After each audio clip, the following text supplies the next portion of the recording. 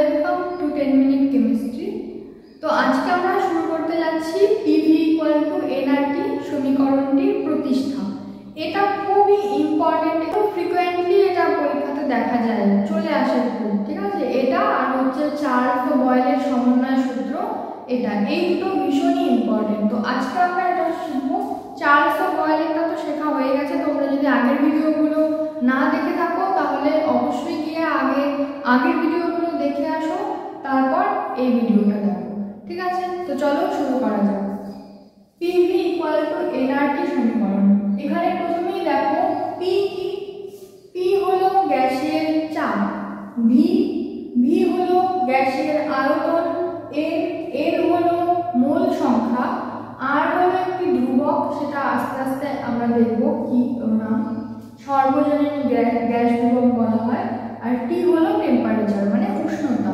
তো প্রথমে এটা শুরু করব আমরা এভাবে যে মনে করি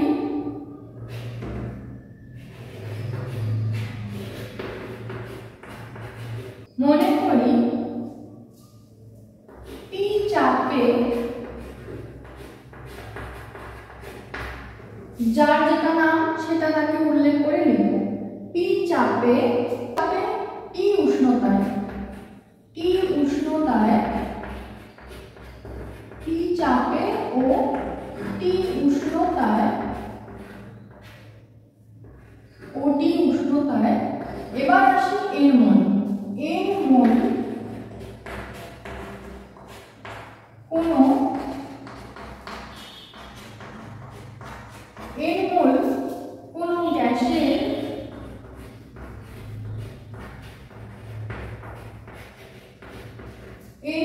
কোনো গ্যাসের আয়তন কি হবে?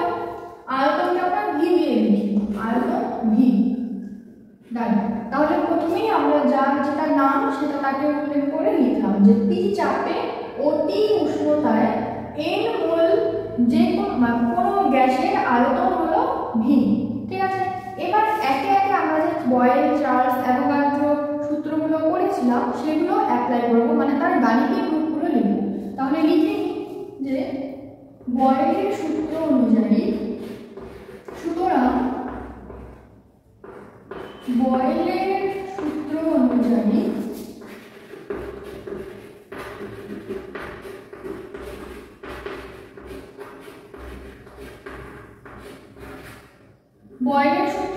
আমরা কি জানি বলো? বয়েলের সূত্রের গাণিতিক রূপ পি প্রপোর্শনাল, আচ্ছা সরি, এটা আমরা ভি দিয়ে লিখব, ভি প্রপোর্শনাল 1/p, ঠিক আছে। ভি প্রপোর্শনাল 1/p, এটা ছিল বয়েলের সূত্রের গাণিতিক রূপ। এবার বয়েলের সূত্রতে ধ্রুবক কি ছিল? ধ্রুবক ছিল গ্যাসের ভর এবং গ্যাসের উষ্ণতা। তাহলে আমরা এখানে লিখব যখন গ্যাসের ভর ও উষ্ণতা স্থির, ব্র্যাকেট ক্লোজ।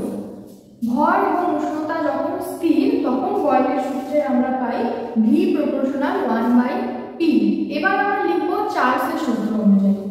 তাহলে সুতরাং চার্লসের সূত্র অনুযায়ী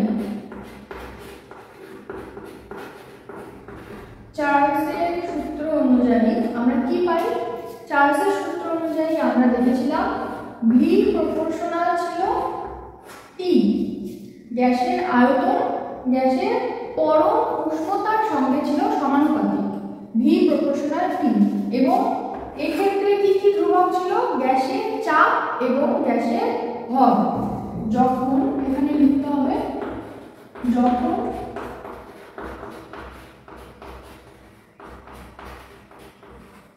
গ্যাসের ভর ও চাপ স্থির হলো, এগুলো আমরা আগেই করে এসেছি। আগে শুধু লিখলাম পিভি ইকুয়াল টু এনআরটিতে যাকে যেটা বোঝাচ্ছে পি চাপ ভি সেটা এক লাইনে লিখে নিলাম, তারপর বয়েল চার্জ আমরা আগেই করে এসেছি।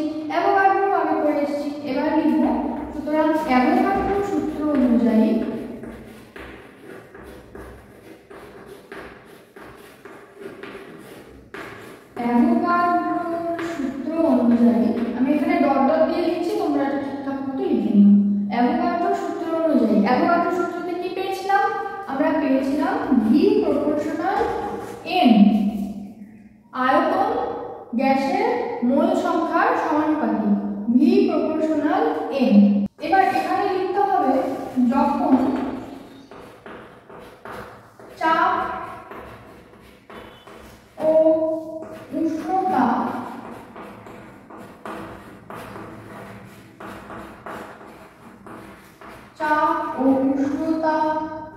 স্থির।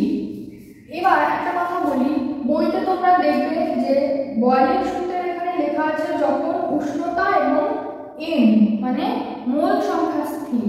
এবার চার্লসের সূত্রতেও তাই আছে, চাপ এবং মোল সংখ্যা স্থির। এবার মোল সংখ্যা আর ভরের ব্যাপারটা কিন্তু রিলেটেড, ঠিক আছে? তোমরা ভর লিখলেও পারবে না আর মোল সংখ্যা এন লিখলেও পারবে না, তোমাদের যেটা সুবিধা মনে হবে, যেটা মনে থাকে সেটাই লিখবে। এবার এখানে ভি প্রপোর্শনাল এন মানে যখন চাপ এবং উষ্ণতা স্থির। এবার আমরা কি করব, এই তিনটেকে একত্রে করে লিখব। কিভাবে? এবং সেটা একত্রে করব আমরা যৌগিক ভেদের সূত্র অনুযায়ী। এবার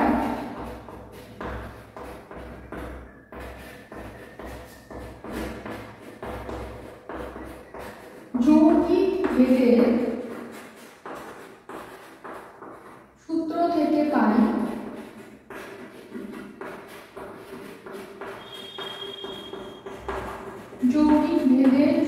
থেকে পাই কি পাই? ভি তো সবগুলো সামনে, তাহলে ভি কে ভি এর মতো রেখে দিই, প্রপোর্শনাল ও প্রপোর্শনালের মতোই থাকবে, সবগুলোতে ছিল। এবার টি এর সাথে সমানুপাতিক, এন এর সাথে সমানুপাতিক, কিন্তু পি এর সাথে ব্যস্তানুপাতিক। তাহলে যেগুলো উপরে ছিল সেগুলোকে উপরে রেখে দেব, আর যেটা নিচে ছিল 1/p না, তাহলে nt/p। এই হয়ে গেল যৌগিক ভেদের সূত্র থেকে আমরা এটা পাই। এইবার আমরা এই প্রপোর্শনাল সাইনটাকে উঠিয়ে সমান সমান চিহ্ন নিয়ে আসবো, এবং সমান সমান চিহ্ন নিয়ে আসলে কি হবে, একটি ধ্রুবক চলে আসবে। দেখো তাহলে নেক্সট লাইনে আমরা লিখতে পারি ভি সমান সমান nRT/p। ভি সমান সমান nRT/p। আর কি? আর হলো সর্বজনীন গ্যাস ধ্রুবক।